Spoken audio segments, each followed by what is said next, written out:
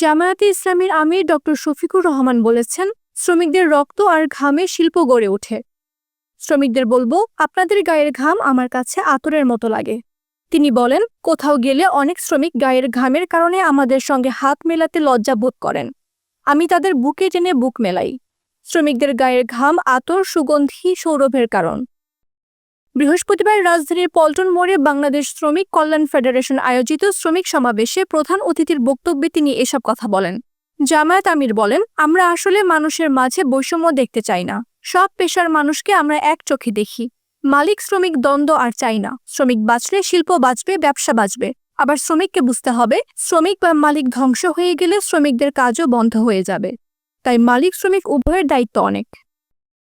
তিনি বলেন, যেদিন মালিক তার শ্রমিককে দরদ ভালোবাসা দিয়ে কাছে টেনে নেবেন, সেই শ্রমিক জীবন দিয়ে হলেও তার শ্রমের শতভাগ দেবেন।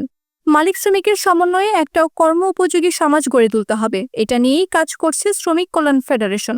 কর্মক্ষেত্রে নারীর জন্য নামাজে জায়গা রাখার দাবি জানিয়ে ডক্টর শফিকুর রহমান বলেন, পুরুষের জন্য মিল ফ্যাক্টরি বা ইন্ডাস্ট্রিতে ছোট্ট হলেও নামাজের জায়গা রাখা হয়, কিন্তু আমাদের নারীদের জন্য নামাজের জায়গা রাখা হয় না। আমি কারখানা মালিকদের উদ্দেশ্যে বলবো, নারীদের জন্য নামাজের জায়গার ব্যবস্থা করুন।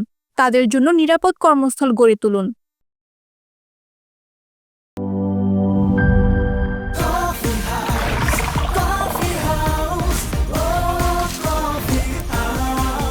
কফি হাউস, প্রতি চুমুকে আড্ডা জমে।